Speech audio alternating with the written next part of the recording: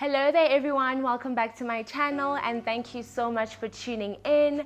I have been gone. It has been quite the hiatus and I wish I could tell you guys that, personal growth or some cute things about the reason why I haven't been on here, but I've been through hell. Like, it's been the worst. Yo. It's not even go at this level. Like, it's just been hell, to be honest. So I was in a car accident on the 21st of November. As you guys see, the intro, the dramatic, presentations and stuff, it was literally the worst. I had a concussion. I don't remember exactly how it happened, but the point of this video is to just try to give you guys context on that. And yeah, let's just get straight into this video. If you're here and you're watching thus far, please do subscribe if you have not already.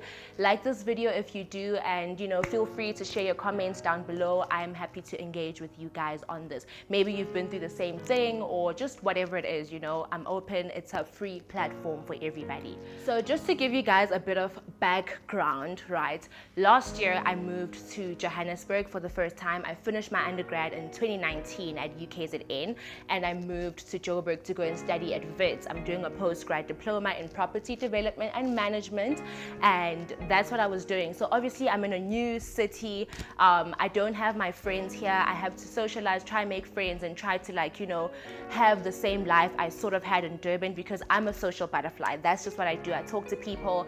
I always have people around me. Like, I had so many friends in Durban, but then I moved to Joburg and I have zero, right? So that was a bit tricky, especially with COVID, because I'm studying, I'm doing a postgrad diploma, and the people that I actually study with are people who are working, they have families. Like, we used to go to class at like 5:30 in the afternoon.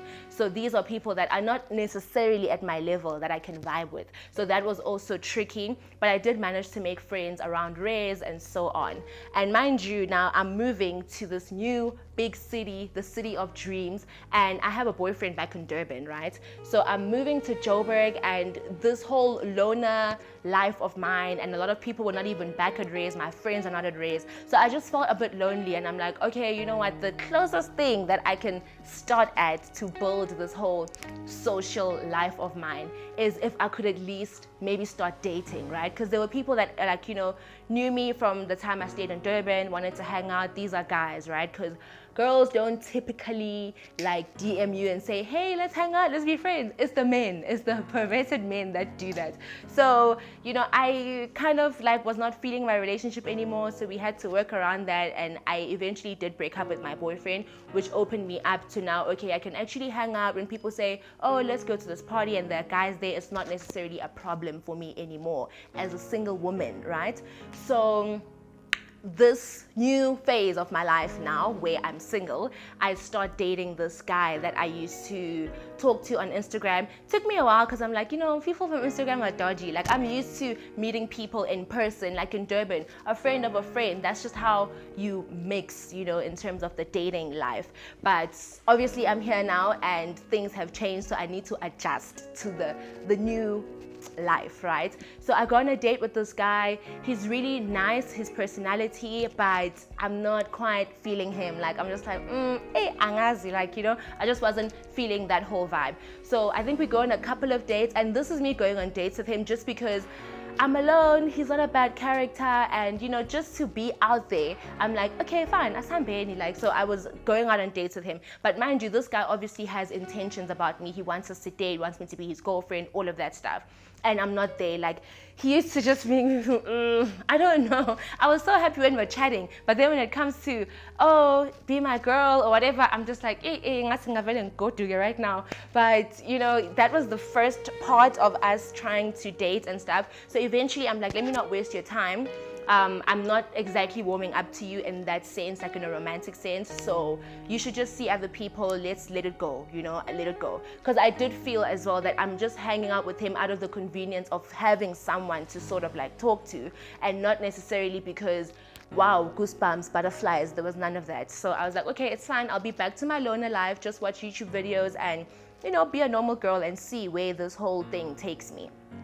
A month goes by, I decide, right, that I'm going to actually job hunt. So I start job hunting online, and because I'm like, let me at least get a job, because I'm only attending in the afternoons and it's online now, so it's not a train smash. Let me try get a job. So I become serious, update my CV, the works. I actually tried to film a video about that whole journey, but so I was like, I ended up not uploading it. But I'm back, and yeah, so I get a job, right? And funny enough, I get a job close to where this guy works. Maybe let's find a name for him. Let us call him Marcus. His name's not Marcus, but let's just call him Marcus. So Marcus stays nearby where I got this job. And around the time I told him, let's stop talking, is also around the time that, I had gone for an interview at this job. And then I got a call back to say, come start working. But by the time I start working, I'm not talking to him, I'm not seeing him. So this is me just at my new job. Great times. That really helped me a great deal, because I have my colleagues, I just have people around me, and everything just felt more normal. I felt like myself, I was feeling good, right? Things were working out for me. And a month or two goes by, this guy's like, hey, I'm just checking on you, how you doing? And I'm like, I'm good. Then he's like, let's catch up, let's hang out. I'm like, okay, cool. Then we hang out. Turns out now he has a girlfriend, and I'm like, oh, that's great. So there's not so much pressure on me, so much to be like, make a decision, are you gonna date me, what's going on, Gawe, or stuff like that. So we hang out. Honestly, I felt good. Maybe it's because I was in a better space in my life personally, that I felt, like we just vibe, like the whole vibe was great. So we just go for it. I'm comfortable with him. Now he feels like an old friend, It was just great. And now everywhere we go, people are like, oh, you're such a cute couple and all of that stuff. So I'm like, hey, give it in, I'm a honey, I'm very happy, right? So we're hanging out, and it's also very convenient, this whole thing of ours, because I work right by his place. So I can just finish work and get an Uber there, or he picks me up from work. It was just cute. It was very good. This is around now, probably October, November. Probably we started hanging out again end of September-ish. So then it's a normal day, right? This is now when we get to the accident part. Oh Jesus, I better not cry in this video. I better not cry. Yeah, so I go to work, it's a Friday, and I'm like, oh, we talk, we're like, okay, let's hang out. I'm like, okay, cool, are you gonna pick me up? He's like, no, you can just Uber, because I'll probably still be in a meeting by the time you finish work. I'm like, okay, cool. I finish work, I take an Uber, I go to the guy's place. And this is good, because I don't have anything else to do the whole weekend. It's a Friday, I want to let my hair down and just be chilled. So here we are being cutie. Oh, let me not block my mic. Here we are being cute, watching Netflix, doing all of that, cute couple romantic things. Mind you, at this point, I'm not trying to be in a relationship with this person. He has a girlfriend. Oh. He has a girlfriend, but we are hanging out, right? Shady. But this is the vibe. And I was so content with that, because I'm like, I don't want to jump into another relationship. I just got out of one. I just want the friendship, the companionship. And now there was not that pressure anymore. Everything was happening at my pace. And, I was very happy with that whole setup. So we are just being us, chilling indoors, watching Netflix, chatting, all of that stuff. And then it must have been around 10 that I'm like, you know what, I'm actually hungry. And we check Uber Eats, it's already closed. So I'm just like, okay, we can just go to the garage and get some pastries, right? So I get up and we decide, it's a decision. I remember that very clearly in my mind, that we're like, okay, we're gonna go to the garage. It's so close, it's like a 3 to 5 minute drive to the garage. I remember being at the garage, but not so much, because I did have a concussion around that whole accident thing. Most of the stuff I'm going to tell you guys from this point on is what I was told, having heard the story so many times, right? So apparently on our way back, there were 2 cars that seemed to be following us, and I kind of remember looking back. That's one moment I feel it's my own memory where I thought I was looking back we were checking for something. So now, as a result of this panic or paranoia that people are following us, maybe it's a hijacking or whatever, the driver says, or this guy who's driving says, I'm on the passenger seat, is obviously driving. He says he took a couple of dummy turns, and it seemed these cars are following him his every turn. So he speeds to quickly get to the gate. It's an estate. So quickly get to the gate, and there's a bend. When you get to the estate, there's an estate here, and then there's a bend. So By the time, he sees this turn, because he's speeding, it's already too late. So when he swerves, the car rolls over. It must have been 2 or 3 times, but it was bad. Like, it was written off. And like, he says that, he got up before me. I'm still passed out in the car. And he had to like open the door, and I just fell out. Like, I fell out on my side because I was completely unconscious, right?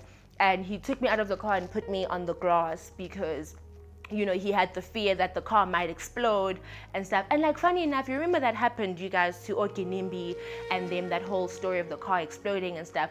We were hanging out and actually talking about that a couple of weeks before that. This is the 21st of November that I had my accident. I do think that whole Ginibi thing happened around November as well.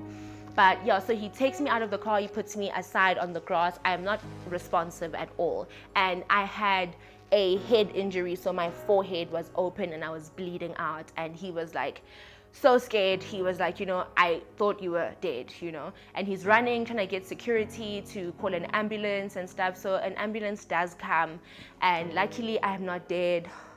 Luckily I'm not dead, since I am here and we are having this conversation. So I go to hospital, and my family comes to see me, all of that stuff. I am actually admitted by a neurosurgeon, so that's the ward I'm in, because they feared mostly about me that ikhanda lami mhlambe liphazamisekile, so that was the expectation about me at that time. By the grace of God, I'm here, I'm fine, I am sane as far as I can tell. But yeah, so that is essentially what happened around that whole accident thing. So it's like I told you guys, I had a concussion, so I really don't remember. Like, it seemed like people are telling me I was in a car accident, but I don't have the memories of it, right? So, which is a good thing, right? I don't want to remember that because I don't even have PTSD, so I don't feel weird about being in a car, luckily for me, because I know people do go through that. But this is a weird thing that actually happened, that I came to the hospital now to get my x-ray checkup. This is after the accident. I'm walking, I'm semi-fine, I still have a big scar on my head, but I'm fine, I'm mobile. And I had probably gone back to work by this time. So I'm at the hospital and I'm wearing a mask, like we all should be at this time. This nurse is like, keep your mask, keep your mask. I'm like, hi. She's like, Haibo, uwena. And I'm like, yeah, umina. Like, I was confused. And she's like, Haibo, right? And she's telling me about how, when I had come to the emergency unit and I'm bleeding out. Guys, I was wearing a wig, or cute, because it's after work, I'm trying to be cute with the man. Haibo, and like, I have this big gash on my head, and I'm just disoriented. My phone even crashed. My phone was like in pieces. And like, she was explaining my phone, she's like, if we're not going to and like, I think I had an alarm set for when I was gonna go home or something like that, but she's like, alarm yakho ilogi ringile lapha ifone yamanquzu but ilogi ringile alarm yakho like ngikhumbula. She was like, she remembers me so vividly because she's also like quite a young nurse, so I think maybe it touched her. These things can just happen to people like randomly. Hey bro, like, that lady was like, you've been through a lot, don't take it lightly what you've been through. Like, you've really been through a lot. As I was saying, the stitches, the way they had done them was like rushed because I was in a panic. I was in and out of consciousness, so I don't actually recall.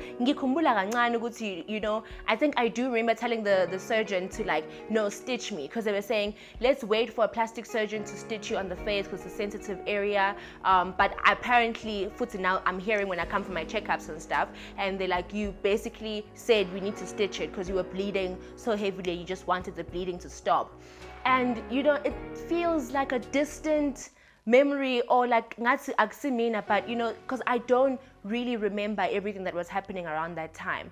But God has really been so good to me. The fact that I'm here, the fact that I'm fine, and like on my healing journey, I think I'm at my best right now. I've definitely gone through the most. I've almost fallen into a depression, kind of have anxiety now, but I'm so thankful to be here, to be myself, and it's amazing. Thank you guys for listening. Thank you guys for being here on my channel, and thank you for the support as well. I got so much support, like on my Instagram, on my WhatsApp, my friends, even people I didn't know, like checking up on me and stuff like that.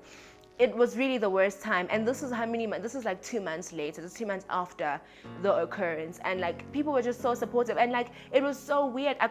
Yo guys, it was like so bad because this is a couple of weeks before my birthday. I have the scar. I don't know how to deal. I'm still kind of alone. I literally had a hairstyle on to just hide that scar because I'm like, I want to bring back normality into my life, and I don't want to deal with this because it really did affect me. But it was literally the worst. Thank you guys so much for the support. Like, I remember posting a picture when I had just done that hairstyle, and I just posted a picture of myself, and I had woken up like ngikhala that morning because I felt so beneath, like being a pansy. Yo, it was so bad. But you know, people were like, oh, you know, I'm so glad you're alive, and like people DMing me. Hey bro, I got so much love. Like I received so much love, and thank you guys so much for that. You guys really carried me. You guys carried me through. I never thought during those dark days, like the weeks immediately after the accident, I never thought I'd actually get to this point where I can wear my face like this without having to do a fringe or have some kind of hairstyle, you know. And yeah, that just goes into the next video I'm gonna do where I'm gonna show you guys everything. But yeah, thank you for being on this video. Please do like it if you have not, and leave a comment down below, and do subscribe to my channel if you haven't. Thank you, thank you, thank you, thank you. Bye guys, I will see you in the next video.